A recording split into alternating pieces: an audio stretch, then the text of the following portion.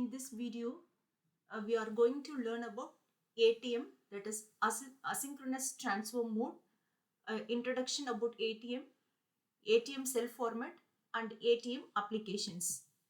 ATM stands for asynchronous transfer mode. It is a switching technique that uses time division multiplexing for data communications. It is an International Telecommunication Union telecommunications standard ITUT, efficient for call relay, and it transmits all information including multiple service types such as data, video, or voice, which is conveyed in small fixed size packets called cells. Cells are transmitted asynchronously and the network is connection oriented. ATM is a technology that has some event in the development of broadband ISDN in the 1970s and 1980s, which can be considered an evolution of packet switching. Each cell is 53 bytes long, 5 bytes header, and 48 bytes payload. Making an ATM call requires first sending a message to set up a connection. ATM cell format, as information is transmitted in ATM in the format of fixed size units called cells. The size of an ATM cell is 53 bytes. 5 bytes are for header and 48 bytes for payload. There are two different cell formats: user network interface, that is called UNI, and network interface, that is known as NNI. The ATM cell header can be two formats such as user network interface or network interface. The UNI header can be used for communication between ATM endpoints and ATM switches. In private ATM networks, the NNI header can be used for communication between ATM switches. Working of ATM. ATM networks are connection oriented for cell relay that supports voices, video, and data communications. It encodes data into small fixed size cells so that they are suitable for TDM, time division multiplexing, and transmits them over a physical medium. ATM standards uses two types of connections: virtual path connections and virtual channel connections, bundled together, which is a basic unit carrying a single streams of cells from user to user. A virtual path can be created end to end across an ATM network, and it does not route the cells to a particular virtual circuit. In case of major failure, all cells belonging to a particular virtual path are routed the same way through the ATM network, thus helping in faster recovery. Switches connected to subscribers use small VPIs, that is virtual path identifiers, and VCIs, that is virtual circuit identifiers, to switch the cells, which are virtual path and virtual connection switches that can have different virtual channel connections between them, serving the purpose of creating a virtual trunk between the switches, which can be handled as a single entity. Its basic operation is straightforward by looking up the connection value in the local translation table, determining the outgoing port of the connection and the new VPI or VCI value of connection on that link. ATM cell header fields. This figure shows the UNI cell format. It includes the following fields. First one is generic flow control, GFC. It supports local functions such as recognizing multiple stations that send a single ATM interface. This field is generally not used and is set to its default value of 0. Virtual path identifier, VPI, in conjunction with the virtual channel identifier, VCI. It recognizes the next destination of a cell as it transfers through a series of ATM switches on the way to its destination.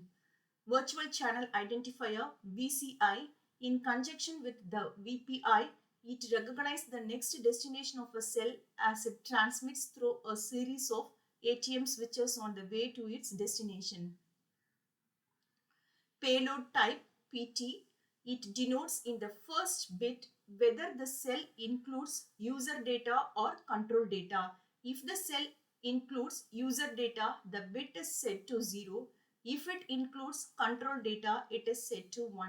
The second bit denotes congestion.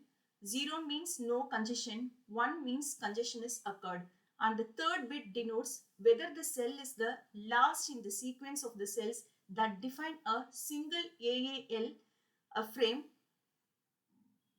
cell loss priority CLP. It denotes whether the cell should be removed if it encounters extreme congestion as it transfers through the network. Suppose the CLP bit similar is to 1 and the cell should be discarded in preference to cells with the CLP bit enabled to 0. Header error control HEC. It evaluates checksum only on the first 4 bytes of the header. It can be valid a single bit error in these bytes, thereby preserving the cell instead of discarding it.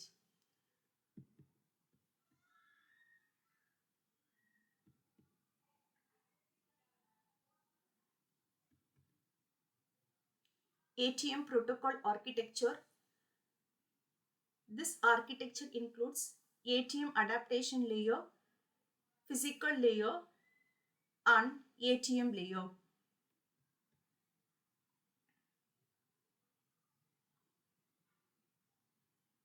ATM adaptation layer AAL, it is meant for isolating higher layer protocols from details of ATM processes and prepares for conversion of user data into cells and segments into 48-byte cell payloads. AAL protocol accepts transmission from upper layer services and helps them in mapping applications, example voice data and to ATM cells.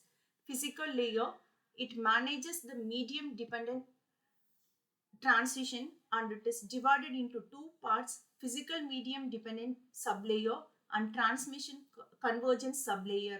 The main functions of this layer that includes converts a cell into a bit stream, controls the transmission and receipt of bits in the physical medium.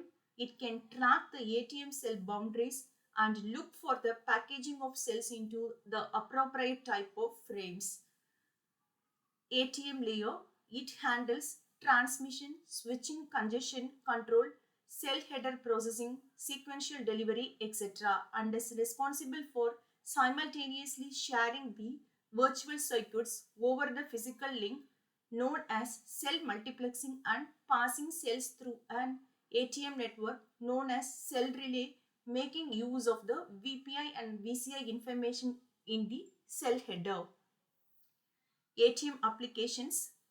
ATM applications includes ATM vans, multimedia virtual private networks and managed services, frame relay backbone, residential broadband networks, and carrier infrastructure for telephone and private line networks. ATM vans, it can be used as a van to send cells over a long distance, a router serving as an endpoint between ATM network and other networks, which has two stacks of protocols. Second application includes multimedia virtual private networks and managed services. It helps in managing ATM, LAN, voice and video services and is capable of full service virtual private networking, which includes integrated access to multimedia. Frame relay backbone. These frame relay services are used as a networking infrastructure for a large of data services and enabling frame relay ATM service to internet working services. residential broadband networks. ATMs by choice provides the networking infrastructure for the establishment of residential broadband services in the search of highly scalable solutions. Carrier infrastructure for telephone and private line networks to make more effective use of SONET SDH fiber infrastructures by building the ATM structures for carrying the telephonic and private line traffics. Thank you.